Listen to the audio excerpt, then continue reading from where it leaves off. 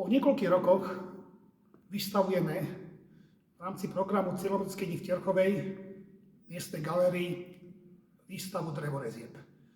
A to nie hociakých, ani od hociakého autora. Jozef Rakován plným právom patrí medzi špičku súčasného slovenského umeleckého rezbárstva.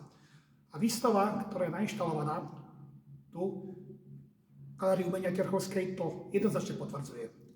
Je to tvorca, ktorý sa suverénne pohybuje tak v tradičnom štýle, ako aj v štýle modernom. Je mu blízka voľná plastika, ale monumentálne opusy vie majstrovsky vyrezávať a dotvárať samorasty.